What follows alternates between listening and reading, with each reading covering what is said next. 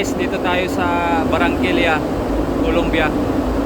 So papasok tayo dito guys sa ilog. Ayan. Yan yung ilog guys. So ayun. Yan, nilagyan nila ng parang breakwater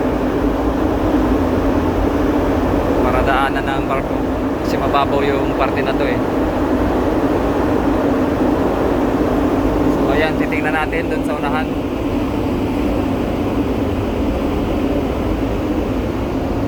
Ayan.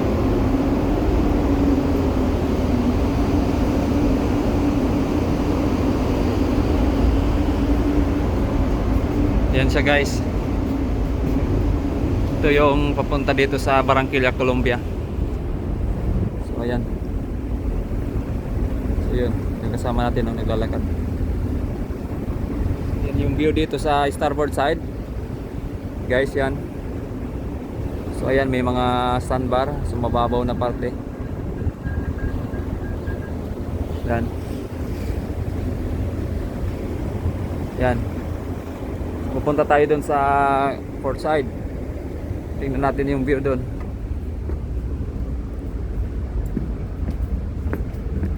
Pero doon sa kabila medyo malawak pero mababaw. Mababaw yung area. Yan. Yan yung view niya guys. So doon yung city. Yan. See you. Yan. May building na malaki lang guys. So, ang building kaya yan. Malaki. Oh. Layo yan pero malaki siya, yung pinakamalaki. Yan.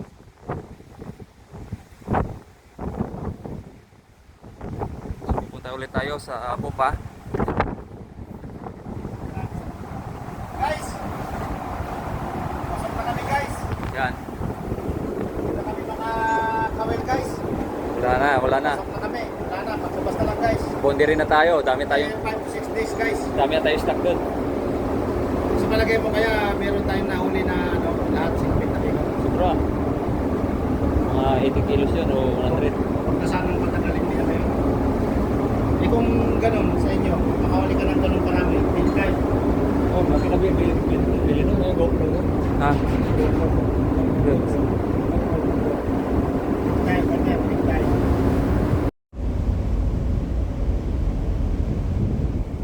Sandbar, low tide kasi ngayon eh. Oh, napakalaki ng low tide. Bakit pumasok sila low tide? No? Low tide oh.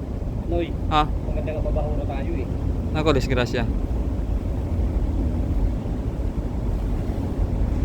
Yan oh, fisherman.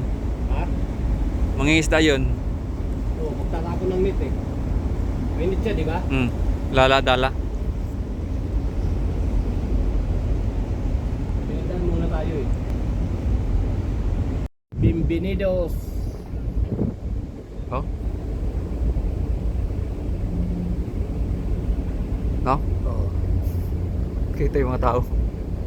Oh. Oh. Bienvenidos, Muko.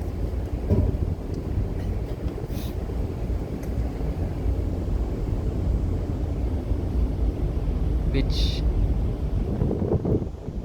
Barranquilla Beach. Yan ang Barranquilla, no? Oo. Pangalan. Barranquilla. Moko.